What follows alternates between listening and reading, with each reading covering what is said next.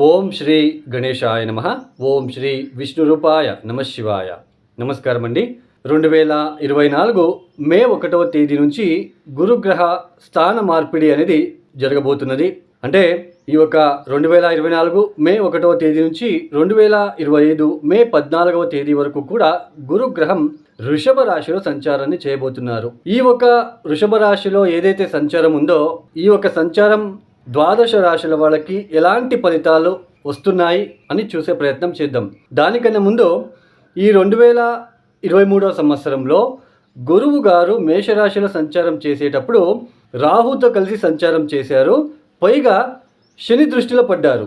So అందువలనే 2023లో కొన్ని మనము సంఘటనలు చూసుకున్నాం. రాజకీయ సంఘటనలు కావచ్చు, ఆకస్మికంగా మార్పులు, కొన్ని అపఘాతాలు కావచ్చు, ఆర్థిక పరమైన ఇబ్బందులు. సో ఇలాంటివన్నీ కూడా మనము చూసాము. ఎందుకు అంటే గురువు గారు ఒక్కరే ఉన్నప్పుడు ఇచ్చే ఫలితాలకి గురువు రాహుతో కలిసినప్పుడు లేదా శనితో కలిసినప్పుడు, శని దృష్టి పడ్డప్పుడు ఇచ్చే ఫలితాలకి చాలా కూడా తేడా ఉంటుంది, డిఫరెన్సెస్ ఉంటుంది. అంటే 2023 సంవత్సరంలో ఆయన గురువు గారు అన్ని రాశుల వాళ్ళకి కావచ్చు, ఒక భౌగోళికంగా కావచ్చు, ఆయన ఫలితాలని ఎక్కువ ఇవ్వలేకపోయారు. ఎందుకు అంటే రాహుతో కలవడము, తర్వాత శని దృష్టిలో పడడం లాంటివి ఇవన్నీ కూడా ఆయన ఇచ్చే ఫలితాలని అడ్డుకుంటున్నాయి యాక్చువల్లీ. ఇక మీద అంటే 2024 మే 1వ తేదీ నుంచి వృషభంలో సంచారం చేస్తున్నారు. ఈ ఒక వృషభ రాశి కాలపురుష చక్రం నుంచి ఎన్నవ రాశి? కాలపురుష చక్రంలో అంటే కాలపురుష చక్రం అంటే ఏంటి?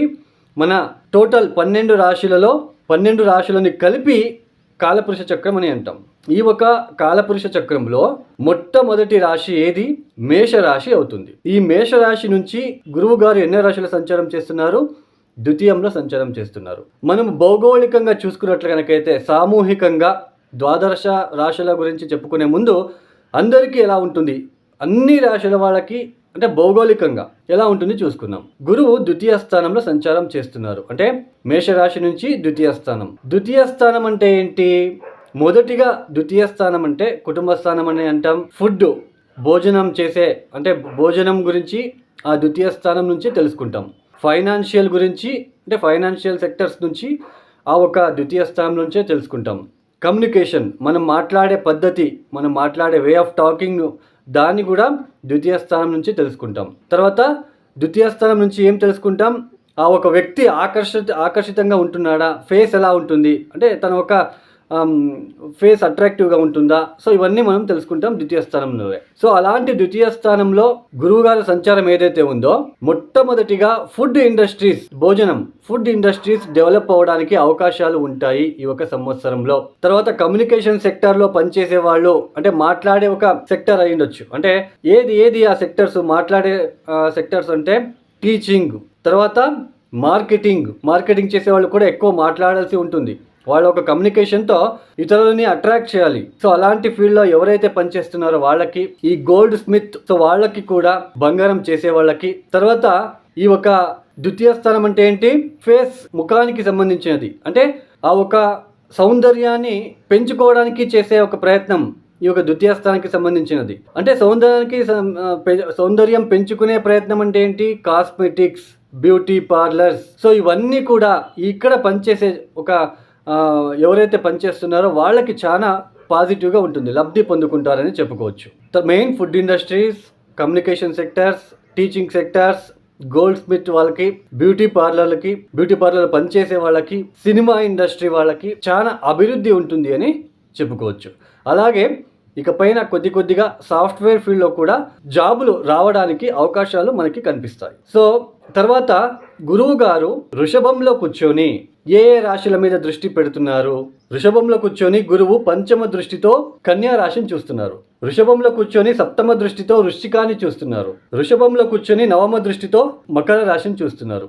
బాగా గుర్తుపెట్టుకోండి, మీ జన్మ జాతకంలో గనక కన్యా రాశిలో గనక ఏదైనా గ్రహం ఉన్నట్లు గనక అయితే, లేదా వృశ్చికంలో లేదా మకర రాశిలో గ్రహం ఉండి అది చెడు గ్రహాలు అయ్యి ఉండి వాళ్ళ దశాభుక్తి నడుస్తున్నట్లు కనుకైతే కొంచెం ఇబ్బంది ఉంటుంది. ఎప్పుడైతే గురు దృష్టి పడుతుందో ఆ ఒక చెడు గ్రహాలు కూడా మనకి ఇబ్బంది పెట్టలేరు. అంటే వాళ్ళ దశాభుక్తి నడుస్తుంటే కొద్దిగా పాజిటివ్గా వెళ్తుంది.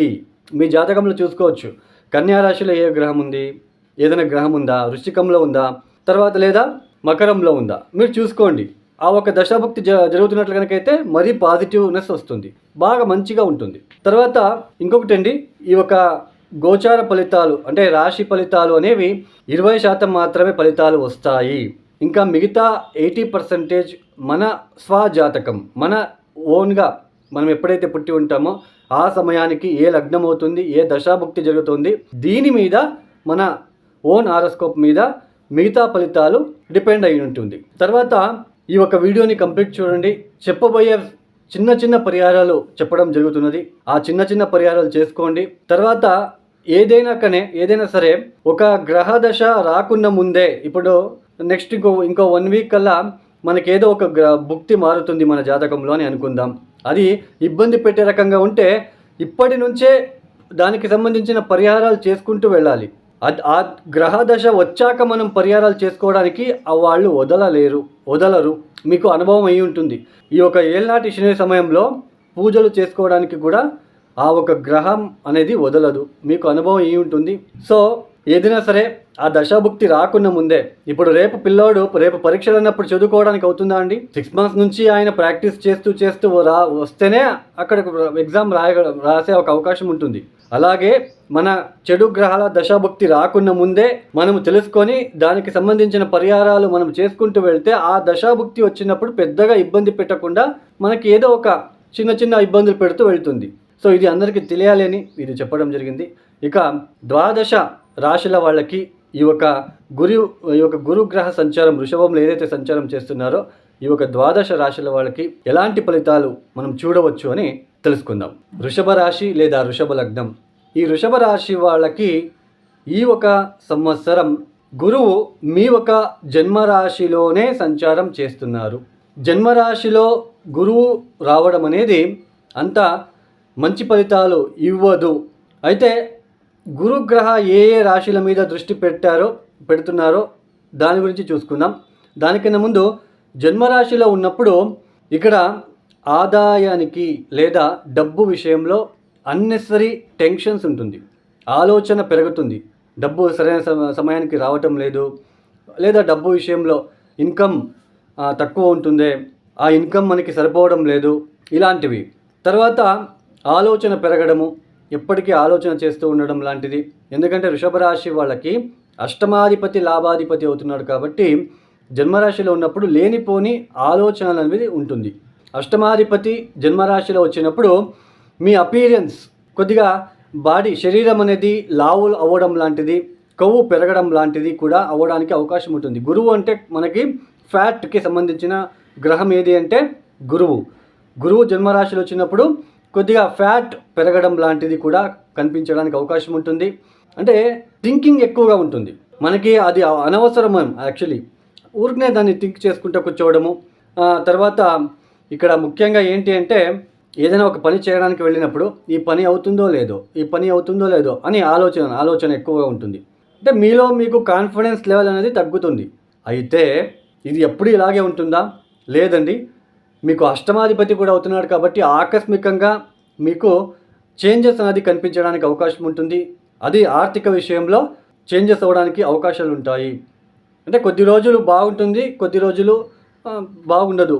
అంటే గురువు జన్మరాశిలో వచ్చినప్పుడు మిశ్రమంగా ఉంటుంది అని చెప్పుకోవచ్చు. మిశ్రమ కాలము.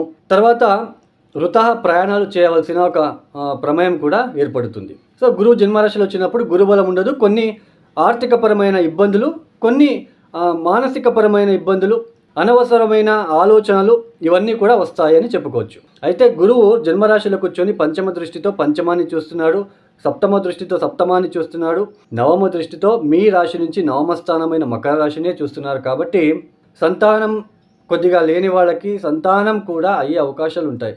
ఈవెన్ ఆయన అష్టమాధిపతి లాభాధిపతి అయ్యి పంచమాన్ని చూసినప్పటికీ గురువు మనకి సహజ శుభగ్రహం కాబట్టి మరింత ఏం చెడు ఫలితాలు ఇవ్వదు. మీరు దాని గురించి అనవసరమైన ఆలోచనలు మానుకోండి. పంచమ దృష్టితో పంచమాన్ని చూస్తున్నాడు కాబట్టి మీ యొక్క తెలివితేటలని ఇంకొకరు గుర్తించుకోవడము, తర్వాత సంతానం విషయంలో అభివృద్ధి. సప్తమాన్ని చూస్తున్నాడు కాబట్టి భార్యాభర్తల మధ్య చిన్నపాటి చికాకులు వచ్చినప్పటికీ అవి తగ్గుముఖం అవుతూ ఉంటాయి. అయితే భార్యాభర్తల మధ్య బాగుంటుందని చెప్పుకోవచ్చు. ఒక అండర్‌స్టాండింగ్ ఉంటుంది అని చెప్పుకోవచ్చు. నవమ దృష్టితో నవమాన్ని చూస్తున్నాడు.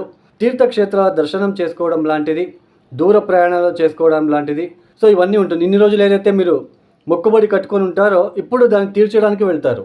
ఎడ్యుకేషన్ చేసే వాళ్ళకి కూడా బాగుంటుంది కానీ ఎక్కువ కష్టపడాల్సి ఉంటుంది. మీరు ఎక్కువ కష్టపడితే ఆలోచనలన్నీ మానుకొని మీరు కష్టపడితే బాగుంటుంది. అనవసరమైన ఆలోచనలు పక్కన పెట్టేస్తే ఏం ప్రాబ్లం అనేది ఉండదు. మీ యొక్క దశాభుక్తి కూడా చూసుకోండి. అది బాగున్నట్లు కనుకైతే ఇది పెద్దగా ఇబ్బంది పెట్టదు. మొత్తానికి జన్మరాశిలో ఉన్నప్పుడు గురుబలం అనేది ఉండదు. కొద్దిగా ఇబ్బంది ప్లస్ కొద్దిగా అనుకూలత కూడా ఉంటుంది. పూర్తిగా అనానుకూలత అయితే ఉండదు. అయితే అనుకూలత ఫలితాలని ఎలా మార్చుకోవాలి అందుకే మనకు ఫేవరబుల్ రిజల్ట్ రావాలి అంటే గురువుని ఎలా మార్చుకోవాలి అంటే శనగలు కేజీంబావు శనగలని బుధవారం రాత్రిపూట నానబెట్టేసి గురువారం ఉదయాన్నే బెల్లంతో కలిపి ఎద్దులకి తినిపించండి. నా గోచారంలో ఉంటున్న జన్మ రాశి స్థిత గురుగ్రహ దోష నివారణ అవ్వాలని మొక్కుకొని ఒక 9 గురువారాలో లేదా 18 గురువారాలో ఎద్దుకి తినిపించండి. ఆవుకి కాదు, ఎద్దుకి తినిపించే ప్రయత్నం చేయండి. వీలైనంత వరకు ఆంజనేయ స్వామి టెంపుల్లో మీరు లడ్డూ లాంటివి పంచిపెట్టడానికి ప్రయత్నం చేయండి. వృద్ధాశ్రమాలకి వెళ్ళి అక్కడ కూడా మీకు తగిన సహాయ సహకారాలు అందించి వాళ్ళ నుంచి మనకి బ్లెస్సింగ్స్ తీసుకోవడానికి ప్రయత్నం చేసుకున్నట్లయితే వచ్చే ఇబ్బందుల నుంచి బయటపడవచ్చు.